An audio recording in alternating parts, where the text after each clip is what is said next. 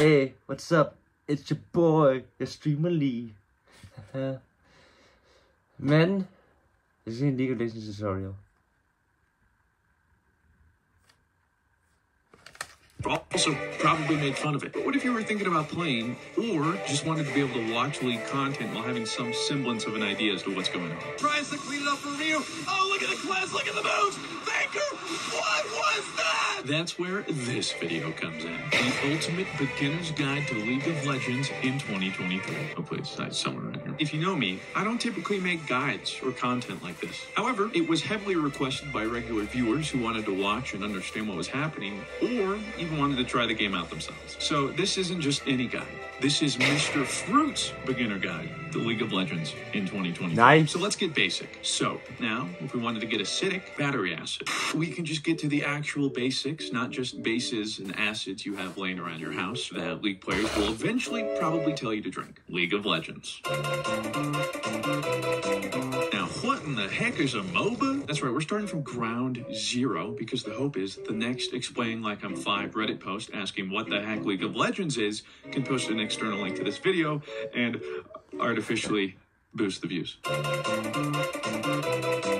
Because every random teammate I get matched with can't possibly be a real human. AKA League of Legends, Heroes of the Storm, Smite, Paragon, which was Dedagon, but now Bakugan, and the grandfather of them all, Dota. MOBA is a genre of games, meaning that all the ones that I just listed share the same basic gameplay concept. You have your map, which in League of Legends' case is Summoner's Rift, and this is your nexus. You don't want this to explode or else you lose. You do, however, want to destroy your enemy's nexus, because if you do, well, that's how you win the game. How do I put this in even simpler terms? Monkey have bananas. Rival monkeys also have own bananas. Me destroy rival monkey bananas, so that would may destabilize their primitive economical system, creating a power vacuum for bananas. I started God, okay? Before supplanting themselves among the fruitful throne to control these monkeys. Now, I throw the term win around generously because if you've ever played a hour-long fiesta of a League of Legends match, you know that at the end, there's no real winner. That's it. That's the game. Thank you very much for coming to my TED Talk.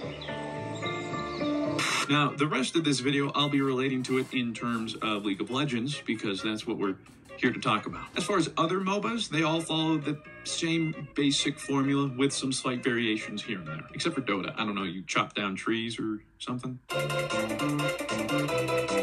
There are 2 teams of 5 players in each game. Each player gets to control a different champion, which at this point, League has over 160 of them. Each champion comes with their own rich lore, abilities, and R34. FBI, open up! These 2 teams spawn on opposite sides of the map. In order to get to the enemy's nexus, they must destroy their way there. You actually have to work from the outside in, but it gets a little tricky.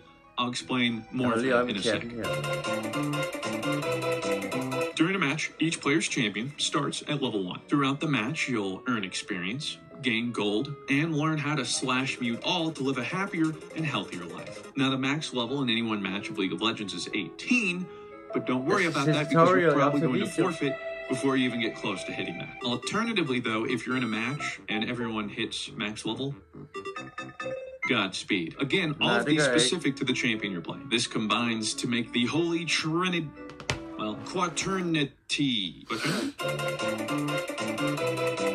No, that wasn't an insult. It's 2023. Come on now. Unless you're some animal that rebinds their, that wasn't a teep in your play. Max level, or you even get clones as 8. Mute all to live a happy match. You'll earn experience. During a match, each player's champion, and from the sides of the map. In order to R34. FBI, open up! And comes with their own rich lore, abilities, and R34. FBI, open up! These 2 teams spawn on opposite sides of the map. In order to get to the enemy's nexus, they must destroy their way there. You actually have to work from the outside in, but it gets a little tricky. I'll explain more of that in a second. During a match, each player's champion starts at level 1. Throughout the match, you'll earn experience, gain gold, and learn how to slash mute all to live a happier and healthier life. Now, the max level in any one match of League of Legends is 18, but don't worry about that because you're probably going to forfeit before you even get close to hitting that. Alternatively, though, if you're in a match and everyone hits max level, Godspeed. Again, all of these specific to the champion you're playing. This combines to make the Holy Trinity, well, quaternity. Quaternity? No, that wasn't an insult. It's 2023. Come on now. Unless you're some animal that rebinds their ability keys, you have 3 primary abilities and 1 ultimate bound to Q, W, E, and R, respectively. You can't use an ability until you've learned it, and each ability gets stronger the more you level it up. Now, you can only unlock your ultimate at level 6, so how do you get XP? Well, by simply existing, albeit slowly. You mainly get experience from being near things that die, whether it be minions or champions. Note, enemy minions or champions. So no, you running back from spawn to just die over and over again, contrary to popular belief, does not help me. The other benefit of leveling up are base stats. Each level increases your base stats by a set amount, meaning that not only your abilities getting stronger, but you're getting stronger across all metrics. If you want to be good, you gotta spend good. Now, no, I'm not talking about, whipping out that wallet and spreading it open. You can keep that tucked away, champ. Although, as we all know, skins do win games.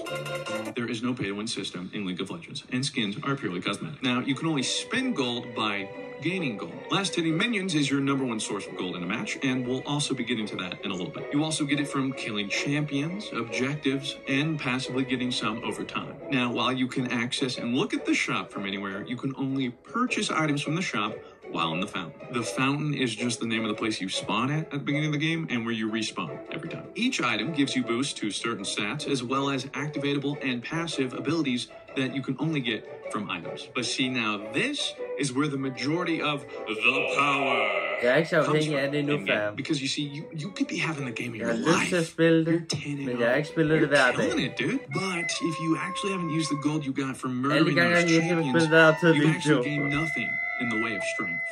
Except for maybe, a little bit of XP. Now, not in the way of penis size? Oh, absolutely. The gold advantage is no advantage unless you spend it. That'll be $300. Thank you. You've probably heard the roles of MOBAs in League thrown around before, but never really knew how to make sense of them. With 5 players and 5 different champions on a team, you have 5 roles to match. Top, jungle, mid, AD carry, and support. All these roles fit within Summoner's Rift, and within the 3 distinct lanes. Top, mid, and bottom. And yes, I'm actually fighting the urge to make sexual innuendos. Top is the lane located northmost. It's on the top of the map. It's also the farthest from things in relation to other lanes. This is why top laners are often referred to as being on an island. That's mainly because your top laner always gets tunnel visioned and forget there are things that exist. That northmost. It's on the top of the map. It's also the farthest from the lane distinctly. AD care 5 difference of MOBA. You've probably heard the roles of MOBAs in League thrown around before, but never really knew how to make sense of them. With 5 players and 5 different champions on a team, you have 5 roles to match. Top, jungle, mid, AD carry, and support. All these roles fit within Summoner's Rift and within the 3 distinct lanes. Top, mid, and bottom. And yes, I'm actively fighting the urge to make sexual innuendos. Top is the lane located northmost. It's on the top of the map. It's also the farthest from things in relation to other lanes. This is why top laners are often referred to as being on an island. That's mainly because your top laner always gets tunnel visioned and forget there are things that exist that aren't top lane. And yet they remember always top is one of the 2 lanes that during the laning phase, oh my god, there's a lot to explain. Top lane meta usually consists of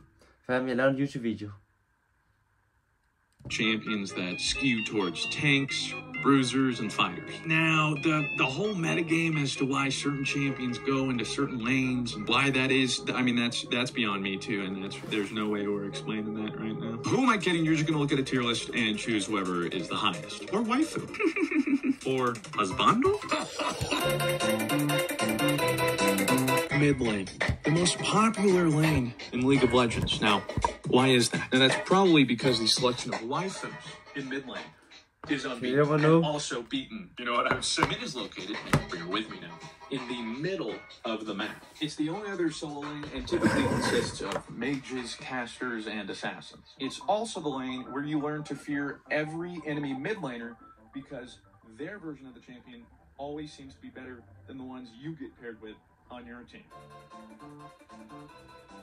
hold up, because this is going to blow your tits off. It's located at the bottom of Summoner's Rift. However, it is the only duo lane. Unless you're a brand new player, nobody knows how to jungle, so you have 2 top lanes. This means you and another player will be laning together, and those roles are AD carry, or ADC, and support. Now, what's the big difference in being a duo lane from a solo lane, aside from, having another player in lane? Well, it's the fact that you now split resources. Whenever a minion dies, the XP is split evenly between champions that are close enough to receive the XP. Gold received from last hitting only goes to the champion that got the last hit. Your job is the title, carry, which apparently, my bottlings don't get the memo. Så mit job er på det sidste slag. Attack damage daddy. They're also weak early on. They're very similar to a human baby. You have to coddle and then hope they don't grow up to be a serial killer. Which is why they need a babysitter. Which leads me to our next role, babysitter support. You walk so others may run. You lane with your ADC so that they can safely farm without being harassed. But you also have to engage or disengage and create or manage pressure in order to make it safer for your AD carry to do whatever. Miss some last hits. You let them last hit all of the minions because they need to be spoon-fed money. And the best part too is you're also in charge of lighting up the minimap like a Christmas tree with all your wards. Supports usually have more to offer in the way of utility than damage, unless you're Pike. Or every autofilled support that wanted to go mid and is upset, so they're still just going to play their mid lane champion and pretend that they're the AP carry. Now, before we round out the roles, I should highlight vision. Now, League of Legends uses the popular game mechanic Fog of War, which pretty much just means anything outside of your immediate vision or your teammates' visions is invisible to you. I said visions, but whatever. Now, you see, the important thing is vision is shared team-wide, and you only get it from allied units. That could be turret, minions, champions, or wards. I like wards. We like wards. You like wards. So please, for the love of God, buy some and use the minimap. Every league player's greatest tool. But you see, the map by default is usually blacked out because you don't have vision. But you see, wards are items that players can buy and place on the map to give themselves and their team vision of the surrounding area. There are 2 types of wards, and I mean, like, technically there's more, but like, come on. You have stealth or totem wards and control wards. Stealth wards remain for X amount of time before expiring, destroying the ward and removing the vision. They're invisible to the enemy team, and the only way they can find them is through some other game mechanics. And wouldn't you know it, one of those game mechanics is the control ward. You can buy these, 75 gold. Did you know that? Did you know that? I don't think you... Yeah, you, right, my teammate, you didn't know that. Control wards last indefinitely until destroyed or replaced. Not only do they create an area like stealth wards, they also block all vision from enemy stealth wards, revealing them, allowing you to destroy them. Now, these are visible to the enemy team. Just remember, every ward placed is a step closer to solving world hunger and makes it one step closer to banning Yumi in League of Legends. Lastly, we have jungle, my main, which is unlike anything else in the game and is akin to learning a game. Jeg elsker at spille, når jeg spiller League of Legends. Hvorfor vil jeg have, at jeg skal spille det? Let's just be honest, you can't afford a house in this economy. So this is your home. You get your golden XP from jungle monsters instead of lane minions. You also use this time to look across the map and assess the game state. Now, ganking is a term used in MOBAs, and other games, but essentially what it means is your team decides to bring one or more players to something to create a player number advantage in hopes of gaining an advantage, whether it be a kill, disrupting your opponent, something like that. You want to gank not only to put your laner ahead, but also put their laner behind. All that just to get flamed. Junglers are also meant to help control neutral objectives such as Rift Herald, Baron, and Dragons. They take a summoner spell called Smite that lets them do fixed amount of damage to these neutral objectives to try and get the last hit on these minions to get the buffs or the gold or whatever it might be. Now, summoner spells, 2 things you take into a game, something and then flash, let's be honest. And while we're here, F is for flash. It's not the lash, it's flash. The neat part is that when anything goes wrong, the team blames you. Top laner died in a 1v1 in lane. Jungler's fault, mid forgot to take flash. Jungler's fault, AD carry can't last hit for the life of them. Jungler's fault, gas prices on the rise. Screw it. Screw it. Jungler's fault. Jungler's a curse, man. It's a curse. If you want to learn the game, I suggest not learning jungle first. Learn the game as a whole, then move into jungle. Because it takes a lot of micro decisions and short time frames to decide what you need to do. AKA, what I'm saying is I have a huge penis and a huge brain.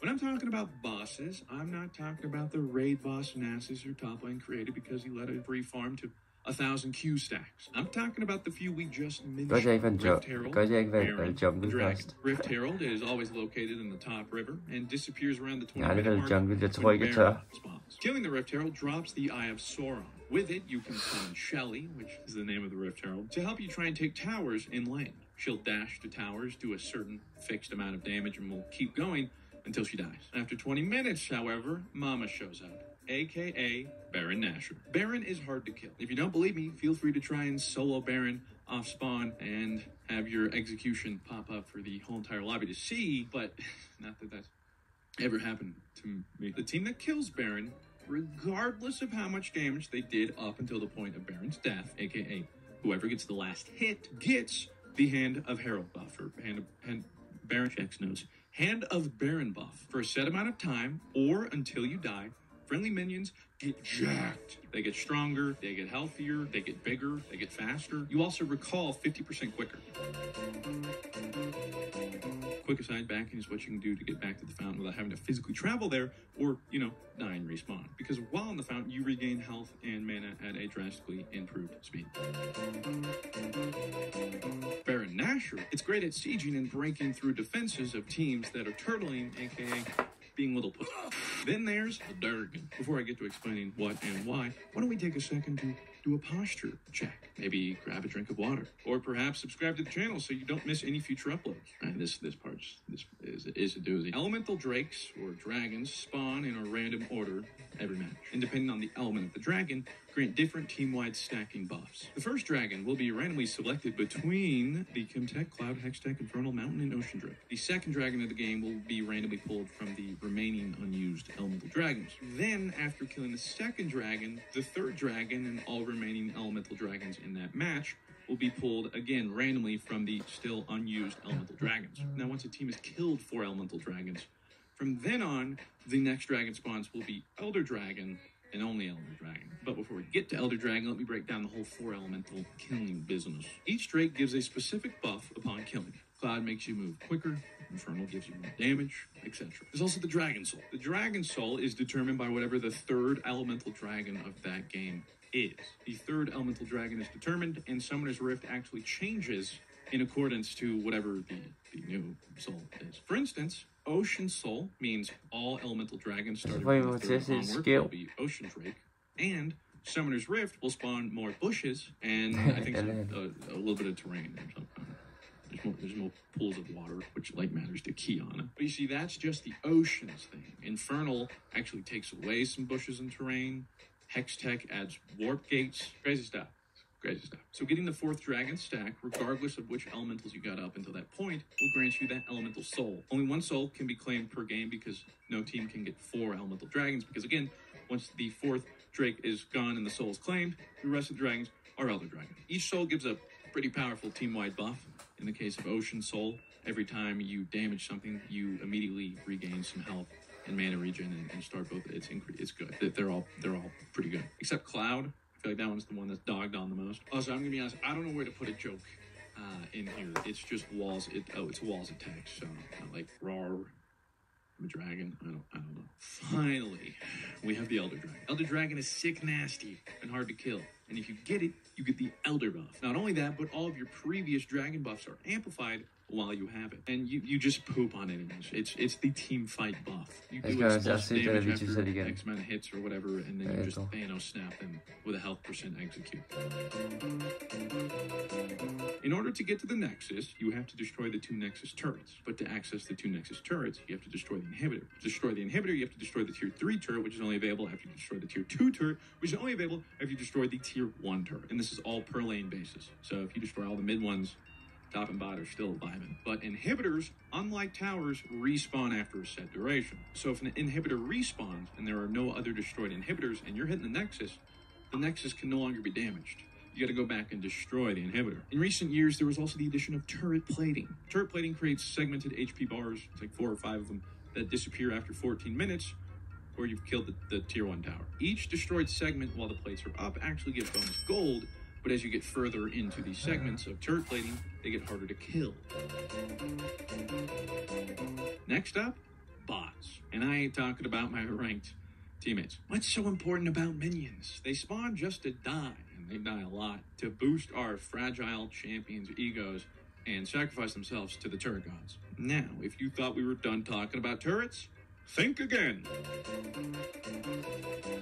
Turrets, as it turns out, don't like it when you try to destroy them. So whenever you're in range of a turret attack, you get slapped in the mouth. The first shot seems to love tap, but each subsequent turret shot hurts more and more. And oh, Lord, does she hurt. Being the gracious and bountiful champions we are, we allow our minions to play Mr. President while we whack away at the turrets. Here's a quick little guide. If a turret enters minion range first, you're good. If a champion enters turret range first, you're not good. Now, if you're vibing within the turret's aggro, but you hit an enemy champion, also no good. So be vigilant and let your minions do what they do best. Die first. Your guide. If a turret enters minion range first, while we whack away champions we are, Lord, does she hurt. Being the gracious and bountiful champions we are, we allow our minions to play Mr. President while we whack away at the turrets. Here's a quick little guide. If a turret enters minion range first, you're good. If a champion enters turret range first, you're not good. Now, if you're vibing within the turret's aggro, but you hit an enemy champion, also no good. So be vigilant. Within the turret's aggro, but you hit an champion enters turret range first, you're not good. Now, if you're vibing within the turret's aggro, but you hit an enemy champion, also no good. So be vigilant and let your minions do what they do best. Dying needless deaths, because what's one more corpse upon a pile of billions and billions? And that's not all, folks. Unlike an infomercial, I'm not here to give you a better deal.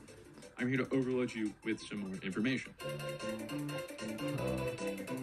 Did I mention minions love dying? Because whether they're giving their lives to the turret gods or champions, they're fulfilling their greater purpose. If you get the kill on a minion, or last hit it as it's referred to, you get a payout. Now, you might be asking yourself, who's the one putting bounties out on these minions who are all but destined to die? That's a great question. Yeah, I don't know. The only thing that's clear to me is that they love to lose money just as much as Elon. This is also where the term CS comes from. CS stands for creep score. It's a number that reflects how many times you've last hitted minions, aka higher CS number, more gold. That's right, everybody's tough until a super minion shows up. Yeah, there's layers upon layers to this stuff. If an inhibitor is destroyed in that corresponding lane, super minions will now start spawning for the team that destroyed the inhibitor. This only persists while the inhibitor is respawning. More damage, more health, more resistances. If left unchecked, they can actually wreck a base. Now, if you get all 3 inhibitors down at the same time, you spawn 2 super minions per lane while there's 3 inhibitors down. There's also phases to a league match. The first phase is the one most commonly known and referred to as the laning phase, or early game. For some league players, this may come as a shock. You're telling me there's a point where the laning phase is supposed to end? Then you have the mid and the late game. There's not really any terms to describe those. I guess if I had to, mid-game would be Fiesta phase, and end-game would be Copium phase. Why? Mid-game is where you see teams starting to group and team fight, and it can devolve really quickly into team deathmatch, depending on the elo. Late game, however, is what every team who's losing tries to cling on to with hope. Hey guys, turtle, we scale, we'll win the late game. Heard that before? Because God knows I have. A lot of the time, it's me. I'm the one that says it. Now, once you've destroyed their nexus, congratulations, you've won your first League of Legends match. Or understood why somebody won a League of Legends match. I think that's like a lot of the nuances you need to know just to be able to understand League of Legends if you were to watch. There are seemingly a never-ending amount of micro topics, but those are way more specific. This is more of a macro look at League of Legends, and I hope you learned something, or more importantly, chuckled once or twice. That'll be me signing out. And now, hopefully, with my next League of Legends upload, you can Leonardo DiCaprio meme it and be like, I get it. Jeg tror, jeg har den. Jeg uploader lige den her. Tak for det, så med. Husk at like, subscribe. 1 second.